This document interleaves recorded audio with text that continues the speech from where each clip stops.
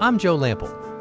When I created Growing a Greener World, I had one goal: to tell stories of everyday people, innovators, entrepreneurs, forward-thinking leaders who are all, in ways both big and small, dedicated to organic gardening and farming, lightening our footprint, conserving vital resources, protecting natural habitats, making a tangible difference for us all.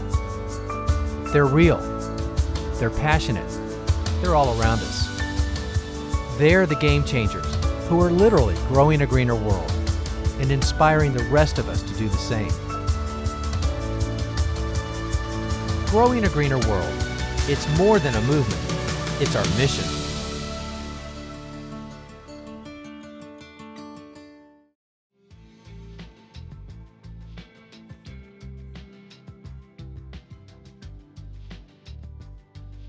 One of the biggest opportunities to lower our carbon footprint is to plant green roofs.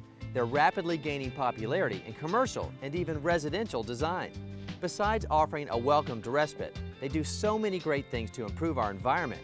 In the progressive city of Chicago, Mayor Richard Daley caught the vision of a green-top city hall, and in September of 2000, the mayor installed the first of many plants to come. Today, this 20,000 square foot garden atop the 11-story City Hall is not only beautiful, but a showcase for the possibilities and benefits of rooftop gardening. So Suzanne, the famous rooftop garden on Chicago's City Hall. I feel privileged to be here. Well, we're glad you're here. It's a wonderful place to celebrate green, isn't it? It really is. Give me the overview of what we're looking at right here. Well, this is a 20,000 square foot garden that was installed in 2001 as a result of Mayor Daley's interest in putting green roofs on. Came back from a trip in Germany, and here we go. Most of it is only 3 to 6 inches deep. We only have 18 inches deep where the trees are. So a lot of species, both native and non-native, and they're all pretty happy, as you can see. So I know being the mayor gives you a certain amount of latitude to, ask for something, and sometimes it comes through. But this is not just this sort of minor garden. You said he wanted a green roof, and we have this. Yeah. But there's got to be more behind it. Well, there is. I think the mayor, of course, just loves green. So he's been mayor for 21 years. He was talking about environment and climate and things like that long before a lot of other cities were. And while budgets go up and down, he never never backed up from our Bureau of Forestry, for instance, our landscape work. And I think everybody understands the beauty of it, but he also understands and really encourages us to really focus on air quality, stormwater management, habitat, all those types of things together. So from green on the ground to green on the top to green in our buildings, all those things are part of what we're trying to do for our environment in Chicago. But when we put a garden like this in, this is a very extensive project. You just don't tell your crew to go out there and put some plants on the roof. There's a lot involved. There's a lot of design involved. So any green roof, you got to make sure that it has structural soundness. You got to make sure it can take a lot of water. And then in this, if you looked at the insides of it, it looks like a egg carton. So it has all these different layers of materials. The soil is extremely light. And then we just have soaker hoses throughout the site, but you have to design it right. It has to drain correctly. You need to make sure that the plants are going to have the best chance they can. Well, let's go take a look at some of these other plants, because there's a lot more than what we see right here. Sounds good. Yeah.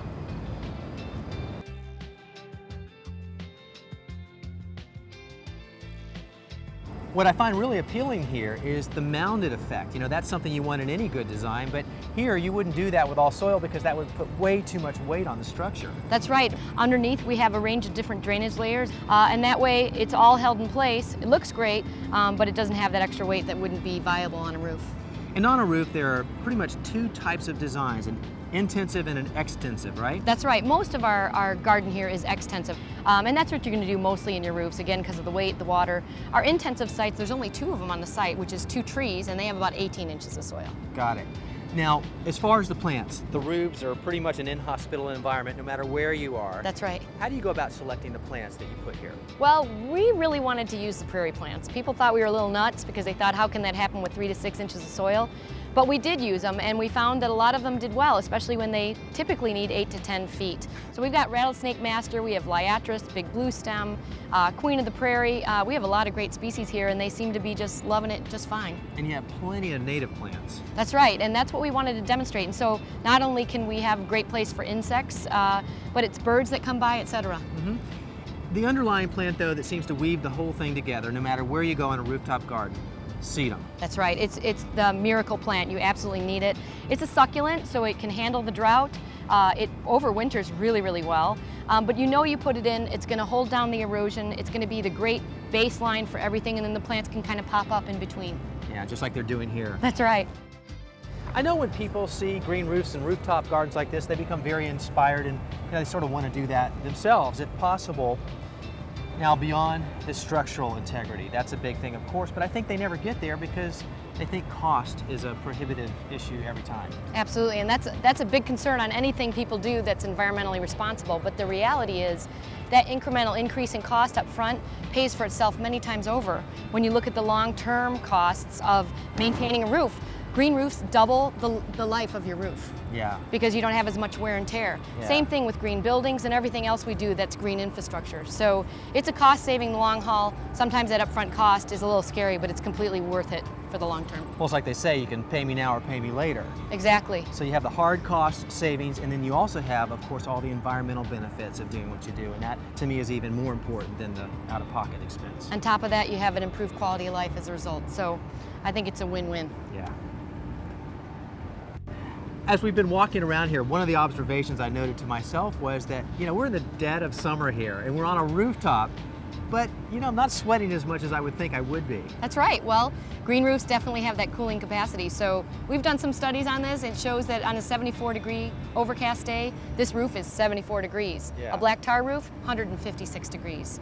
Even a high albedo, highly reflective white roof, 105 to 110 degrees. So they definitely have a benefit in cooling. And when you're in a city, a suburb, doesn't matter where, you need that opportunity in a city. And reducing the heat island effect was one of Mayor Daley's primary motivations for even putting in a green roof, but it's not just that. There are a lot of other benefits too. Talk about some of them, such as runoff. Absolutely. Well, stormwater is really important. So about 70% of a 1-inch rain gets captured here on this city roof. And it happens all over the city. So imagine what happens on a big storm. It would be even worse if you didn't have something to capture it. So that, certainly grabbing the particulate matter, the pollutants, has a huge impact as well. And then it gives us all this clean air that we're happy to breathe. And plants are famous for that. And you guys are certainly leading the way. And I want to commend you and Mayor Daley and the city of Chicago for all that you're doing to really help grow a greener world. Thanks a bunch.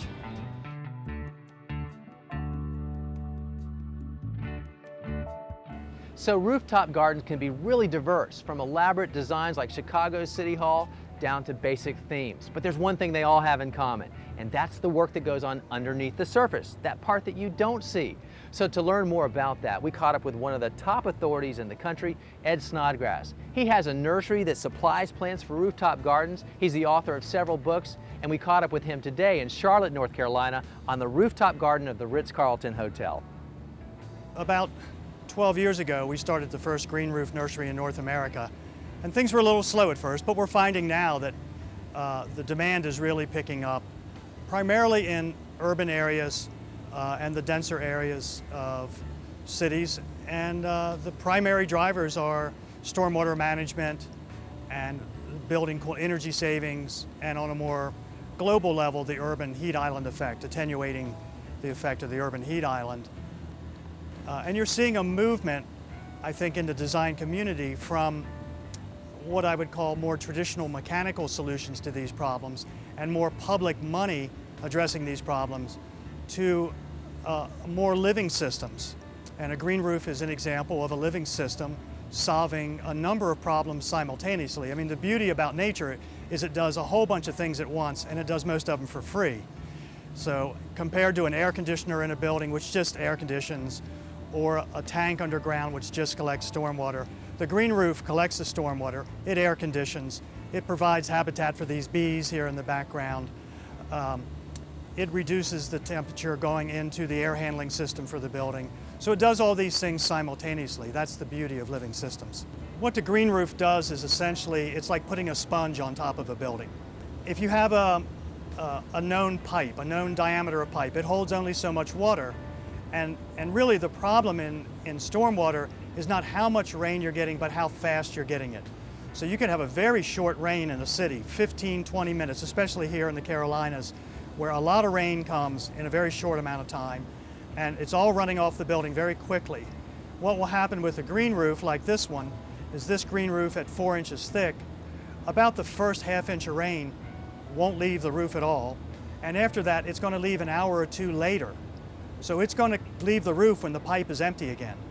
So it's a way of reducing what they call the peak load of the storm event. And that's the big, big benefit for green roofs. And when you get enough of them in a city, it has a huge effect. So I think it's part of civil engineering. There's a new generation of civil engineers who are looking at this kind of stuff and saying, wait, there's a different way to skin this cat.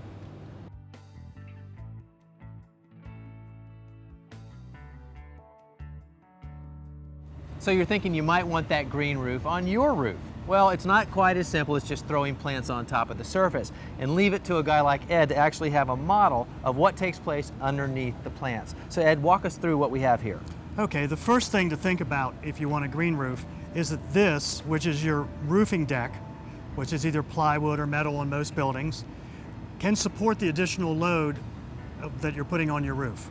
So that's the first question. Don't put something on your roof that could cause structural damage. And the way you find that out is through a structural engineer. Structural engineer, architect. If you're doing new construction, it's easy because you just build for it. Yeah. And I would say a good many roofs have that, but you don't want to guess, okay? You don't want to find out after the fact. You don't want to find out the wrong way, yeah. The second thing is to waterproof your building. So you're not talking about roofing shingles now, you're talking about more waterproofing.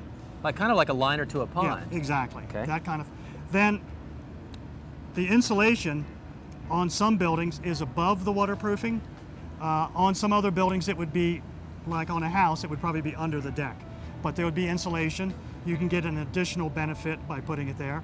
Then there's a drainage course of some kind, so this allows the water to get out of the growth media and horizontally to a drain, whether that's a gutter and downspout or a scupper or a central drain system, whatever your draining system is, it works on any roofing system. So any drain system would work. And then you would have growth media, and I'm saying growth media and not dirt. Yes. So this is an engineered system. All this is very engineered, and the growth media is especially made for green roofs because it stays light. Yes. Drains well, and so this is, don't skimp on the soil part of the system. If you put up field soil from your yard, you can say, oh, Joe says to me, I got great soil in my backyard, I'll throw that up there. But it has silt particles in it that can clog up the system, and then you're ponding and adding weight and having horticultural problems. So this is the engine that can here. This is the little engine that can grow plants. And then at the top, you're probably not going to put these plastic plants in we have in the model, but real plants like the ones on the roof here. And the plants are chosen relative to what you want your green roof to do, what your design intent is, and the available root zone that you have, how many inches of media you have, and is it sun or shade, how much you want to garden, all the kind of things that are normal gardening questions. Back to the right plant, right place. Right plant, right place, and actually on a roof, which is always going to be harder to get to than something on the ground, another design question is, how much time do you want to spend in maintenance? So that drives plant selection also. Probably not as much as anywhere else in your garden. It's really appealing the first year and maybe not so appealing in subsequent years to climb up there. But they are a great deal of fun. All I do is green roofs, so I wouldn't do it if I didn't think there was some fun in it. Great. Pop quiz. What do rooftop gardens and parking garages have in common? Well, you're about to find out as we head back to Chicago.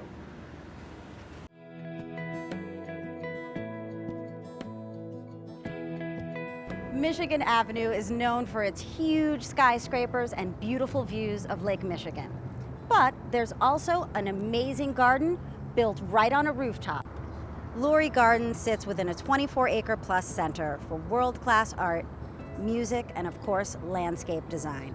The most amazing thing about this park and garden, it's sitting atop a series of underground parking garages. With such a world-class attraction, it takes just the right person to oversee the details. Jennifer Davitt is the director here at Lurie. Jennifer, you have an amazing job. This garden is so beautiful and it's really unique looking. What are some of the unique aspects of the garden? Thanks, Patty. Yes, the Lurie is a unique garden. It was designed as the result of an international design competition. So landscape architects from all over the world submitted their ideas, and Gustav and Guthrie Nickel, a firm out of Washington State, won the award. So we have a really amazing design that provides four-season interest in the garden. Pete Oldoff actually did the planting design, and so he chose plants that grew well together and looked interesting together throughout the 4 seasons, and he really focused on texture in addition to color. So we have a great garden that provides a lot of interest and is really well designed. People can come here and learn design principles that they can apply into their own garden.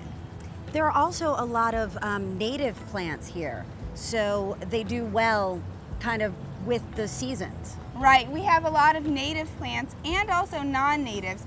Both of them were chosen because they do really well in our climate. They don't need a lot of water, don't need a lot of fertilizer, so they're ideal plants for creating a sustainable garden that's pretty low maintenance.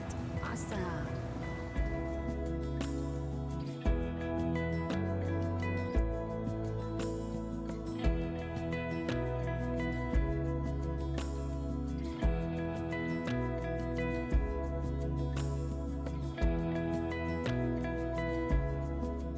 All right, so how about a rooftop garden that maybe you can relate a little bit better to? Well, how about this place? It's called Uncommon Ground. They're a restaurant right here in Chicago, but their real claim to fame, the first certified organic rooftop farm in the entire country. That's right, farm. That's because they don't have a certification for garden yet. But here's what we've got. About 2,000 square feet of deck surface, about 640 square feet of plantable area, but boy, do they have a lot going on. They've got the beans right here and the peppers over there, and then look at all these tomatoes.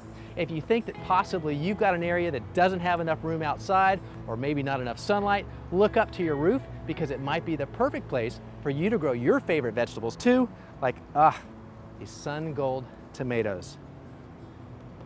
Delicious.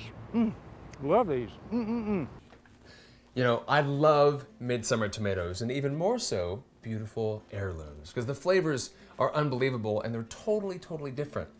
Now, one thing about heirloom tomatoes, you don't really want to cook them. You really want to savor the natural sweetness of the heirloom. That's why I'm making this amazing heirloom salad with mozzarella and homemade croutons. Really simple, guys. So let's get started on this homemade croutons.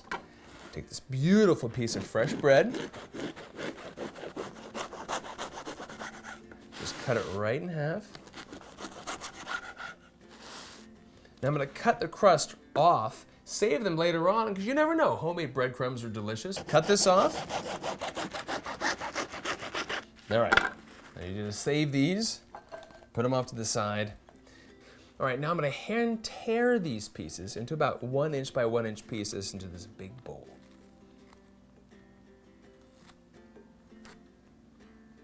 And there we go. You know what? Stale bread works just fine for this as well. A little bit of extra virgin olive oil. We're actually going to season our own croutons. And homemade croutons are so much better than the kind you get from the store. The kind you get from the store is so hard, there's nothing really enjoyable about that. Olive oil, kosher salt, and a little bit of freshly ground black pepper. Give them a quick toss. And that's it. Onto a sheet pan. And I have the oven preheated 400 degrees. And we'll just toast them on up until the insides are a little bit soft and the outsides are nice and crunchy. There we go. All right, now onto the salad. Really simple. Just clean up the space, and here we go. The first thing I want to make is this vinaigrette. Pretty easy as well. Grab a few cloves of garlic, and we're going to finely chop this. All right, and into this large bowl they go. How about a little bit of shallot? I like the natural sweetness, a little bit of bite that shallot has to offer. I'm gonna mince this.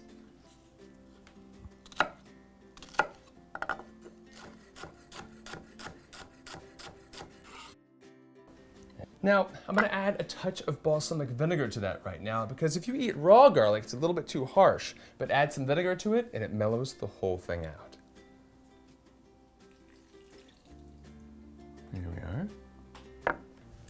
And we'll whisk in some olive oil and our vinaigrette is ready.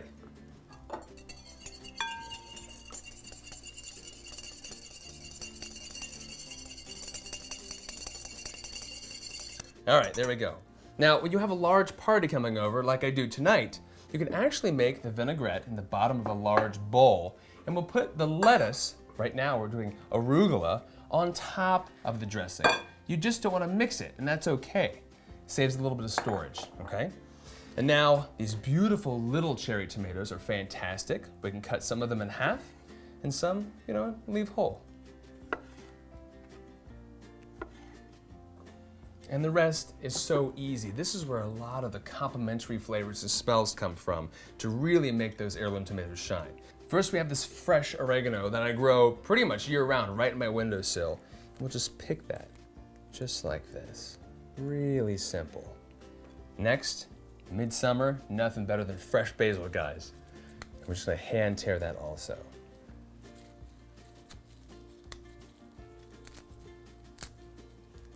There we are. And a little bit of flat leaf Italian parsley. Same thing, just tear it on up. And now comes the heirloom tomatoes. I like to show off the color as well, so I'll core it and just really thinly slice it.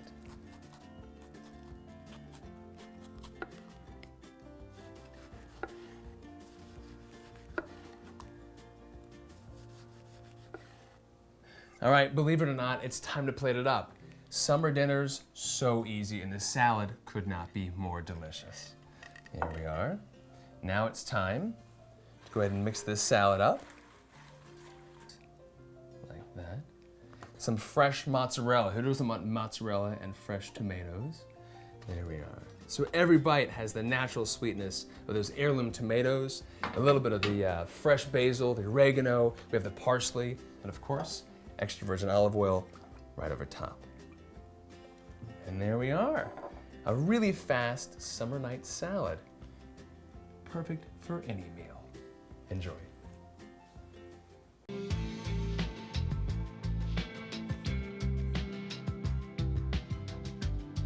From downtown buildings to bungalows, there are lots of reasons to install rooftop gardens, including growing your favorite vegetables, like tomatoes. But as we continue to mow down and pave over green space, green roofs are one significant way to mitigate the repercussions.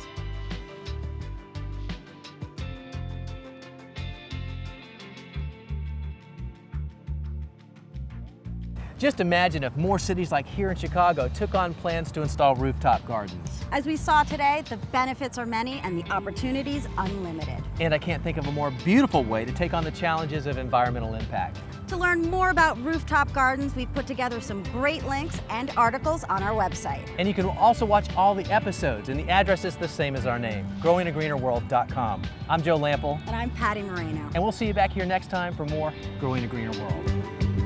I want to stay here all day. Yeah, I think our flight leaves at like 6. I think we got a few hours. Yay. Oh, wow. It's refreshing. That is very refreshing. Why didn't we start here? Great. Golly, this makes it all worth it. Oh. Atlanta's hotter. Atlanta is, Know that as we walk around here today, I can't help but forget what it is I want to remember.